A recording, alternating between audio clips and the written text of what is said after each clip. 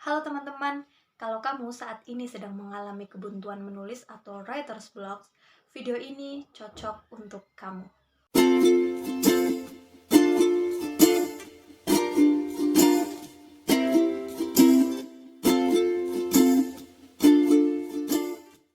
Kebuntuan menulis atau yang biasa kita sebut writer's block memang acap kali dialami oleh para penulis. Bahkan penulis-penulis yang sudah terkenal, sudah ternama sekalipun pernah mengalami yang namanya writer's block.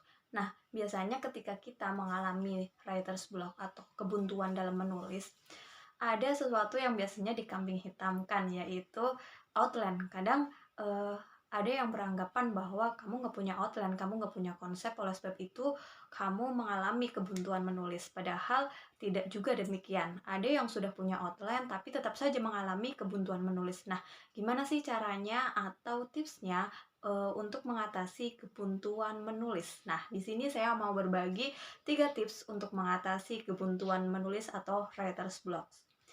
Oke, yang pertama adalah free writing atau menulis bebas. Nah, menulis bebas itu seperti apa? Menulis bebas itu kita tuangkan, kita tuliskan apa yang ada di pikiran kita, apa yang sedang kita rasakan tanpa kita harus memperhatikan bagaimana EYD-nya, bagaimana kata baku atau itu nggak baku gitu. Nah, kita abaikan terlebih dahulu, kita fokus untuk menulis. Nah, di sini ada beberapa cara yang bisa kita terapkan untuk melakukan free writing ini. Yang pertama, teman-teman di sini bisa ubah warna fontnya menjadi warna putih. Nah, kenapa kayak gitu? Nah, biasanya kalau misalnya kita nulis, biasanya tuh baru dapet nih satu kalimat. Nanti tiba-tiba kita baca, kayaknya ini susunan kalimatnya kurang bagus deh. Nah, hal itulah yang kadang menghambat kita itu untuk menulis. Kayak nanti dulu deh, kayaknya ini masih kurang gitu. Nah, maka ketika kita mengalami hal seperti itu, kita bisa mengubah warna fontnya menjadi warna putih sehingga kita tidak bisa membaca apa yang sedang kita tuliskan. Nah, selain itu kita juga bisa menutup layar laptop dengan kertas HVS. Kertas apapun itu sebenarnya sih, nggak harus HVS ya. Nah, dengan hal seperti itu, maka kita bisa fokus dengan apa yang kita tuliskan tanpa harus membaca berulang-ulang terlebih dahulu. Nah, ketika kita sudah selesai dengan apa yang kita tuliskan, kita tinggal edit nih, baca lagi. Oh, tadi ternyata di sini ada salah ketik. Oh, ternyata tadi saya kayaknya susunan katanya itu ada yang kurang sesuai. Nah, begitu. Oke, yang kedua adalah refreshing. Hah? Refreshing? Iya, benar. Refreshing. Nah, refreshing ini bisa bermacam-macam ya, karena setiap orang punya cara untuk refreshing masing-masing gitu.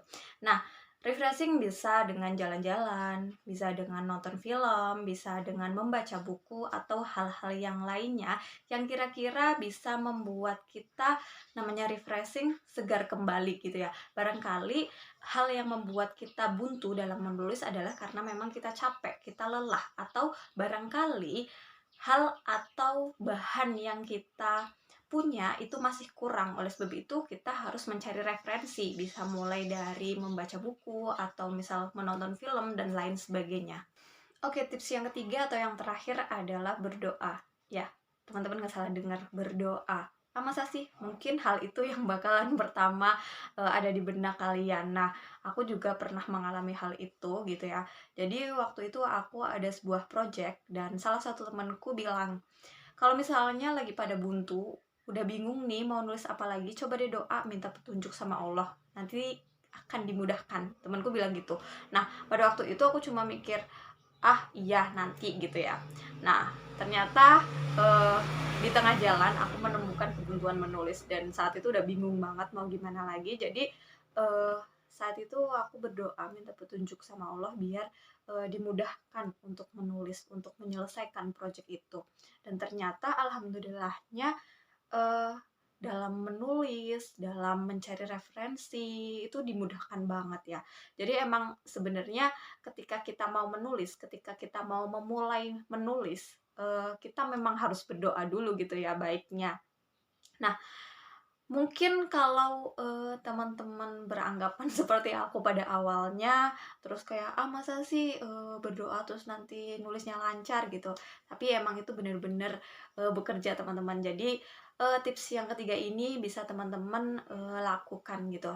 Nah, oke, itu tadi 3 tips yang semoga bisa menjadi solusi untuk teman-teman yang sedang mengalami kebuntuan menulis. Nah, kalau teman-teman ada yang menulis di aplikasi seperti Cabaca, KBMF, Wattpad, Vizo, ataupun aplikasi yang lainnya, bisa kok kalau misalnya mau share karyanya, bisa di-share di kolom komentar, nanti kita saling baca, saling kasih masukan untuk karya kita.